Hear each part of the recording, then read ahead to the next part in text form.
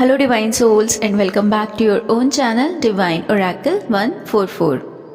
Friends, जैसा कि हमने लास्ट वीडियो में बात करी थी आपके सोल पर्पस के बारे में कि आप किस तरह से आइडेंटिफाई कर सकते हो आपके लगन चार्ट के अकॉर्डिंग कि आपका सोल वर्क क्या है, ठीक है। और माँ काली की कृपा से आप लोगों को काफ़ी हद तक इन चीज़ों की क्लैरिटी हुई है और आप में से बहुत सारे लोगों को इस चीज़ का कहीं ना कहीं एक कंफर्मेशन मिला है कि हाँ, आपका जो सोल वर्क है या सोल पर्पस है वो एग्जैक्टली में शायद वही है जिस रास्ते पर आप चल रहे हो। या आप में से जिनको भी कोई डाउट था वो बहुत सारे लोगों का उस चीज़ को क्लियर हुआ है। तो it was a very positive omen for this video कि आप में से बहुत सारे लोग उस चीज़ की क्लैरिटी तक पहुंच पाए, ठीक है। अच्छा, इस वीडियो में फ्रेंड्स मैं कुछ पॉइंट्स के ऊपर बात करना चाहती हूँ क्योंकि स्टिल आप में से कुछ बहुत थोड़े से ऐसे लोग हैं जिनको अभी भी कुछ कंफ्यूजन है आपके सोल पर्पस को लेकर या आपके सोल वर्क को लेकर। तो मैं उनके जो कुछ थोड़े से कंफ्यूजन्स हैं उनको मैं पॉइंट बाय पॉइंट यहाँ पर क्लियर करना चाहूँगी ताकि आपके जो भी कंफ्यूजन्स रह रहे हैं इस टॉपिक को लेकर वो सभी 1 to 1 क्लियर होते चले ताकि आप अपनी जर्नी में और आगे से आगे इवॉल्व कर पाओ, ठीक है। तो चलिए चलते हैं हमारे फर्स्ट पॉइंट की तरफ। फ्रेंड्स, आप में से कुछ डिवाइन सोल्स का ये कंफ्यूजन था कि जैसा कि मैंने वीडियो में समझाया था लास्ट वीडियो में कि आपके जो कुंडली के हाउसेस होते हैं उन हाउसेस में आपके सूर्य की जो पोजीशन है उसको देखते हुए अपना सोल वर्क समझ सकते हैं, आइडेंटिफाई कर सकते हैं। बट स्टिल आप में से कुछ डिवाइन सोल्स को एक ये डाउट रह रहा था कि अगर उनका जो सन है वो मान लीजिए किसी एक पर्टिकुलर हाउस में है, फॉर एग्जाम्पल उनका मान लीजिए 10th हाउस में है, तो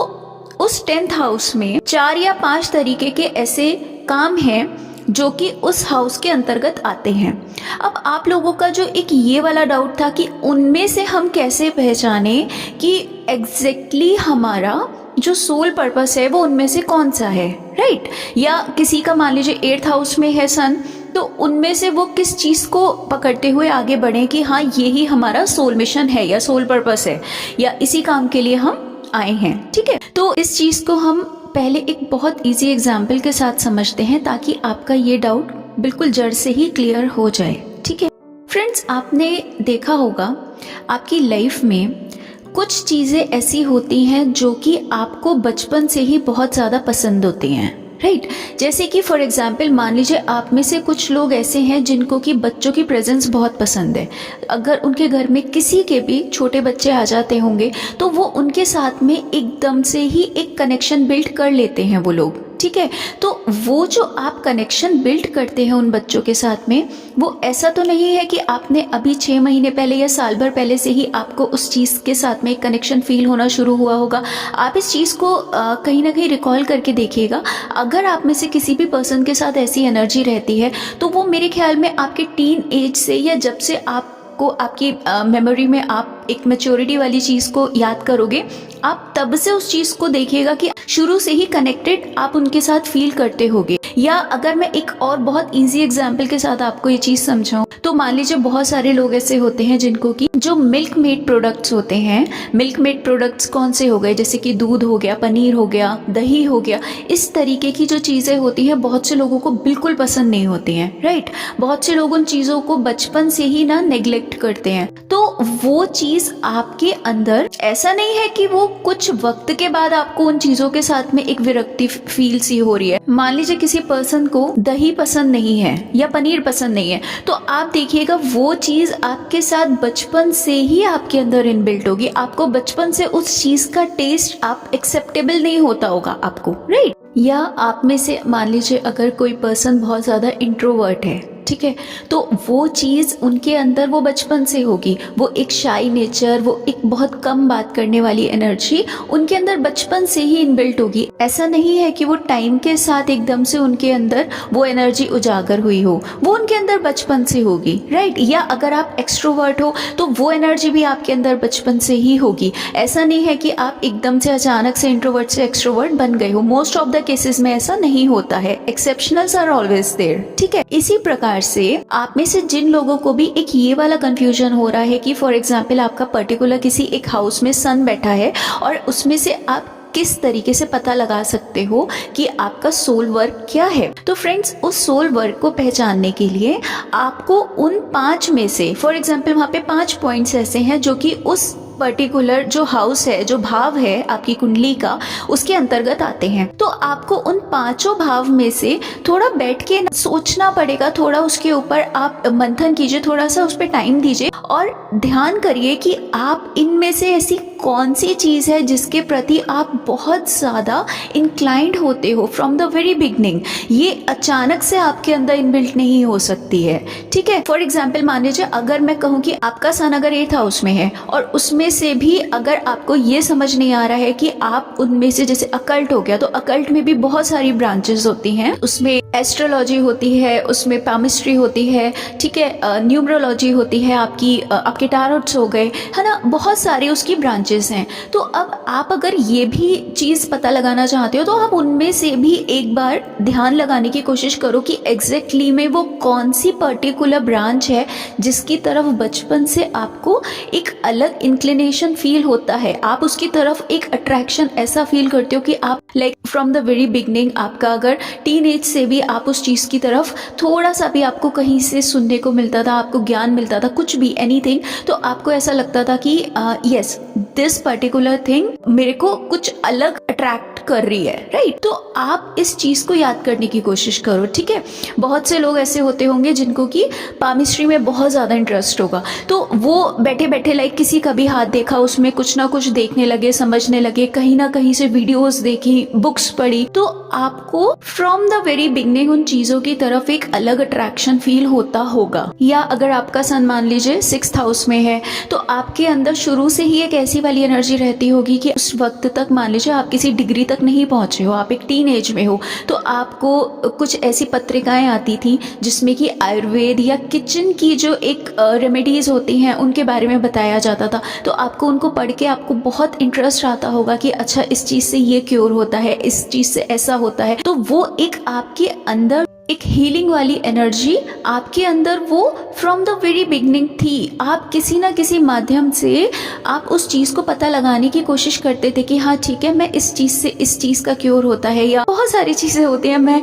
पर्टिकुलर नहीं बता सकती, लेकिन आप खुद देखिएगा कि अगर आपके अंदर ऐसी हीलिंग वाली एनर्जीज थी तो पर्टिकुलर वो आपके अंदर फ्रॉम द वेरी बिगनिंग ही होंगी, ठीक है। तो बस आपको करना क्या है, आपको पर्टिकुलर उस हाउस की जितने भी पॉइंट्स हैं उनको एक बार ध्यान से बैठ के सोचिए, ध्यान लगाइए उन पर कि आप किस चीज़ की तरफ आपकी जो आत्मा है ना वो बिना किसी एक्सटर्नल फोर्स के, बिना किसी मॉनेटरी गेन की वजह से सिर्फ आपकी आत्मा उस तरफ खिंची चली जाती थी। तो एग्जैक्टली ऐसी कोई भी काम जिसकी तरफ आपकी आत्मा आप उसकी तरफ जा रहे हो, उस काम की तरफ, उस चीज़ की तरफ, या आप अगर लाइक लोगों का हेल्प आउट करते हो तो वो चीज़ उनके अंदर from the very beginning inbuilt होती है कि उनको जो परमार्थ या धर्मार्थ करना है वो उनको अंदर से फ्रॉम द वेरी बिगनिंग उस चीज़ की ना एक भूख होती है कि हाँ मुझे ये करना है, मेरी सोल उस तरफ खींच रही है। बाकी सब काम मैं कर रहा हूँ लेकिन जब तक ये नहीं करूँगा ना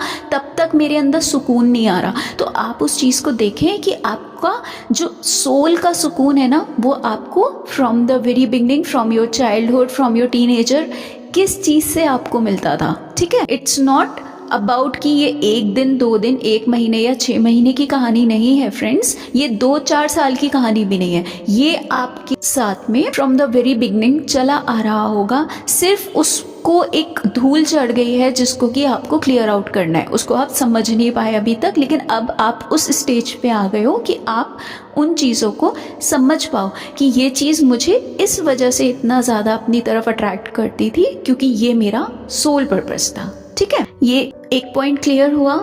अब चलते हैं हमारे सेकंड पॉइंट की तरफ। जिन भी लोगों के साथ में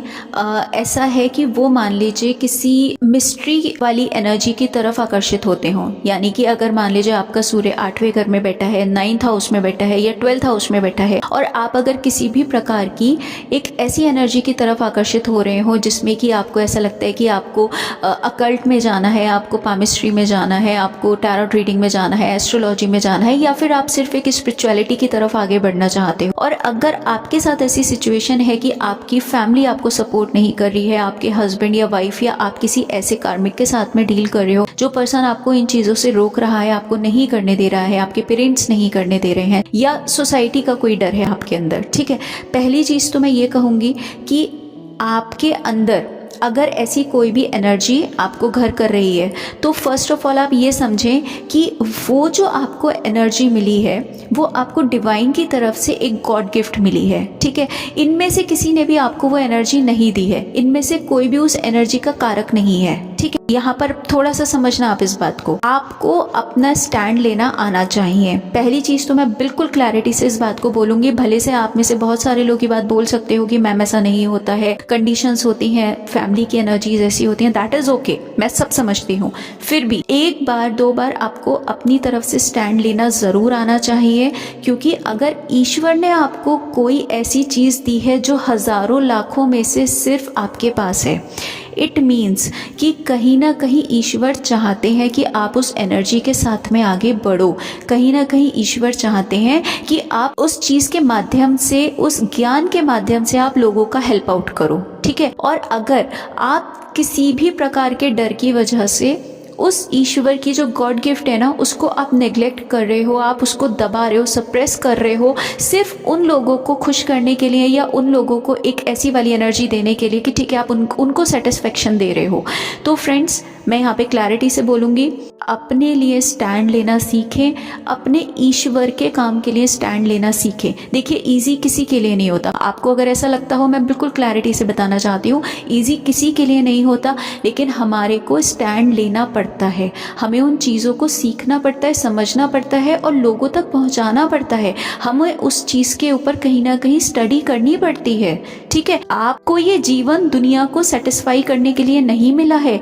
ये जीवन आपको मिला है उस काम को पूरा करने के लिए, जिस काम को करने के लिए ईश्वर ने आपको यहाँ पर भेजा है। अब मान लीजिए आप यहाँ पर फॉर अ टाइम बीइंग के लिए आए हो, आप मान लीजिए 70 या 80 साल के लिए आए हो या 100 साल के लिए आए हो, और आप उस टाइम पीरियड के अंतर्गत उन कामों को ही नहीं कर रहे हो जिस काम के लिए ईश्वर ने आपको यहाँ भेजा है। क्यों? क्योंकि सोसाइटी आपको उन चीज़ों के लिए एक्सेप्ट नहीं करेगी। क्यों? आपको क्यों चाहिए किसी का भी एक एक्सेप्टेंस, आपको क्यों चाहिए किसी का सर्टिफिकेट? नहीं, आपको पहले अपने लिए स्टैंड लेना सीखना पड़ेगा। आपके रिश्तेदार क्या कहते हैं, आपके पड़ोसी क्या कहते हैं, आपका कौन क्या कहता है, आपको उन सारी एनर्जीज से बाहर निकल के पहले अपने लिए स्टैंड लेना सीखना पड़ेगा कि आप अपना सोल पर्पस कर कैसे सकते हो। इन सारी एनर्जीज को एक तरफ करके आप खुद के लिए स्टैंड लेना सीखिए, क्योंकि ये पूरा ज्ञान, ये पूरी एनर्जी आपको ईश्वर ने दी है। फॉर एग्जाम्पल मान लीजिए कोई भी पर्सन, चाहे वो कोई आपका रिश्तेदार हो, चाहे वो कोई आपका फ्रेंड हो, चाहे वो किसी भी चैनल का मेंटोर हो, इंक्लूडिंग मी, मैं खुद को भी बोल रही हूँ, चाहे वो कोई भी पर्सन हो, ठीक है। कोई भी अगर फॉर एग्जाम्पल आपसे ये कहता है कि आप टैरोट रीडिंग मत कीजिए, ये सब कुछ बकवास होता है, ये सब कुछ किसी काम का नहीं होता है, या आपको इल्यूजन में फंसा रहा है, या फिर आप तो पता नहीं किन चीज़ों में फंसते जा रहे हो, इस तरीके के शब्द लोग यूज़ करते हैं, ठीक है। अगर कोई भी चैनल आपको ऐसा बोलता है कि आप अपने टैरोट्स फेंक दो, सबसे पहले मैं बोलूँगी आप उस चैनल को ब्लॉक कर दो। क्यों? क्योंकि ये जो विद्या है ना, ये ईश्वर ने आपको दी है, किसी कारण से दी है, ये हजारों लाखों को नहीं दी है, आपको दी है, तो उसके पीछे कोई कारण है। सिर्फ किसी के कहने से अगर आप उस चीज़ को लेट गो कर सकते हो, उस चीज़ को आप अपने जीवन से बाहर निकाल सकते हो, तो मैं जानना चाहती हूँ आपकी एनर्जीज फिर किस जगह स्टैंड कर रही हैं, आप किस जगह अपने आप को एक उस तरीके से फील कर पा रहे हो कि आपको लगता है कि आप यहाँ पर एक सोल पर्पस के लिए आए हो, आप एक डिवाइन सोल हो। अगर आप एक डिवाइन सोल हो फ्रेंड्स, तो आपके अंदर उस लेवल की एनर्जीज ऑलरेडी होंगी कि आप किसी की भी बात को एक साइड करके पहले उस काम को करोगे जिसके लिए ईश्वर ने आपको यहाँ भेजा है, जिस सोल काम के लिए, जिस सोल पर्पस के लिए आपको भेजा गया है। तो कभी भी किसी की भी बातों में आके आपको आपका जो मेन आपका, ये देखिए आप चाहे कुछ भी नौकरी कर रहे हैं, आपकी शादी है, बच्चे हैं, दैट इज समथिंग डिफरेंट, वो सब कुछ सिर्फ यहाँ पर एक आपको वक्त काटने के लिए, आपको यहाँ का जीवन यापन करने के लिए वो सिर्फ बहाने हैं, एक माध्यम है। आपकी आत्मा देखिए हमारी आत्मा किसी भी प्लैनेट पर जाती है, शरीर हर प्लैनेट पे अलग होता है। यहाँ पर हमारे 2 हाथ हैं, क्या पता आप किसी और प्लैनेट पे अगले जन्म में चले जाओ, वहाँ पे 4 हाथ हों। समझ रहे हो आप मेरी बात को? तो आप इस चीज़ को समझने की कोशिश कीजिए कि सिर्फ हमारी आत्मा ही ट्रेवल करती है एक प्लेनेट से दूसरे प्लेनेट पे या किसी भी रेलम में। तो आपकी आत्मा का ही काम अगर आप नेग्लेक्ट कर रहे हो तो आप कभी भी इस चीज़ को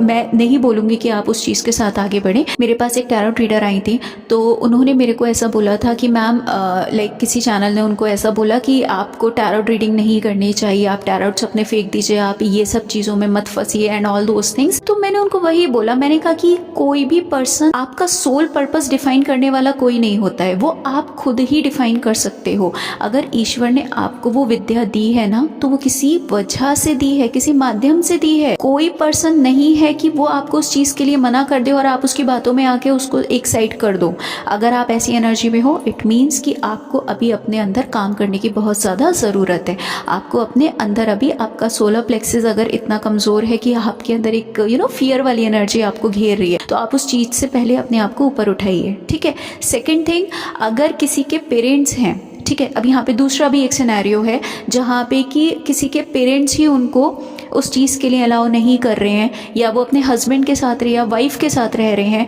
और वो किसी कार्मिक के साथ मैरिज में हैं, या उनके इन लॉज हैं वो उनको उस चीज़ के लिए मना कर रहे हैं और वो उस चीज़ के साथ आगे नहीं बढ़ पा रहे हैं, तो उनके लिए मैं एक ही चीज़ बोलूँगी, देखिए अगर आपको लगता है आप स्टैंड ले सकते हो, आप कोशिश करो। अगर आपको नहीं लगता कि आपकी स्थिति ऐसी है कि आप वहाँ पर स्टैंड ले पा रहे हो अपने सोल काम के लिए, सोल पर्पस के लिए, तो देखिए ये विद्या आपको ईश्वर ने दी है, माँ काली ने दी है। आप इसको उनके श्री चरणों में रख दें और पूरी तरीके से कंप्लीट सरेंडर कर दें, क्योंकि यहाँ पर देखिए आप किसी भी तरीके की और एनर्जी को ला नहीं सकते। अगर माँ चाहेंगी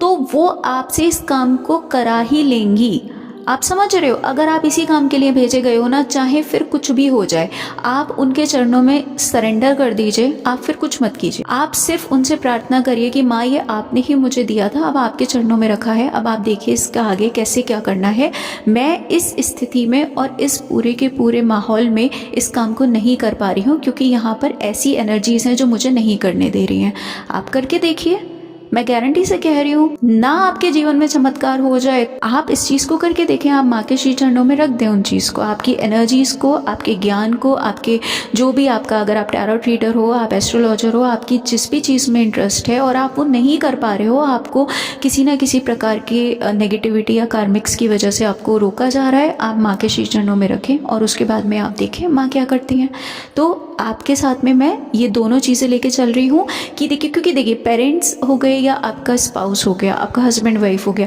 ये ऐसी एनर्जी है जिनके साथ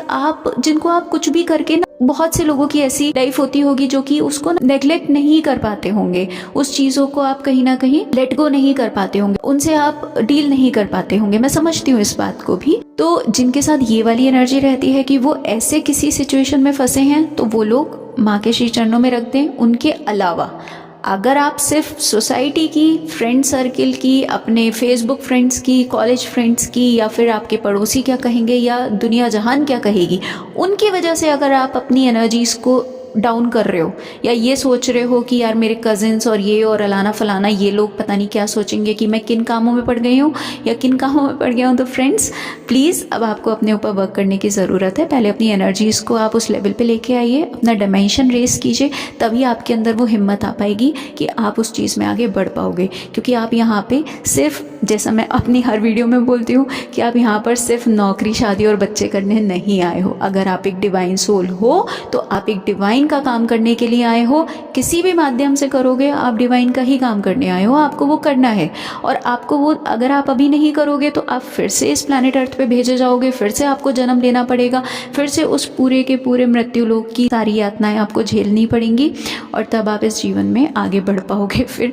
तो मुझे नहीं लगता कि इसमें कोई बहुत समझदारी वाली बात है कि आपको जब सब कुछ ईश्वर ने क्लैरिफाई कर दिया है, आपके जीवन की सारी एनर्जीज को क्लियर कर दिया है, उसके बाद भी अगर आप दुनिया समाज की सोच के अपने आप को बैक ऑफ कर रहे हो, तो I don't think this is a very good idea. आपके ही फ्यूचर के लिए वो चीज़ें आपको नुकसान देंगी ही देंगी, ठीक है। तो प्लीज़ इस चीज़ को समझें, अपने जीवन को आगे लेके जाएं, किसी की बातों में ना आए, ठीक है। ओके फ्रेंड्स, आई होप ये वीडियो आपको कहीं ना कहीं बहुत ज़्यादा हेल्प आउट करे और आपके जितने भी कन्फ्यूजन्स या डाउट रहे हों आपके सोल वर्क को लेकर वो सभी यहाँ पर क्लियर हुए हों। और मैं प्रे करती हूँ माँ काली से कि आप सभी को आपका सोल वर्क या सोल पर्पस जो भी है आपका इस जन्म में, उस तरफ आपको आगे लेकर जाएं, ताकि आप अपने इस जीवन का जो आत्मिक काम है जिसके लिए आप यहाँ आए हो उसको बहुत अच्छी तरीके से, बहुत खूबसूरत तरीके से आप उसे क्लियर आउट यहाँ कर पाएं और कंप्लीट कर पाएं। चलिए अब मैं मिलती हूँ आपसे नेक्स्ट वीडियो में। तब तक अपना ध्यान रखिए और इतने प्यार और इतने पेशेंस के साथ मुझे सुनने के लिए आप सबका दिल से thank you from the bottom of my heart.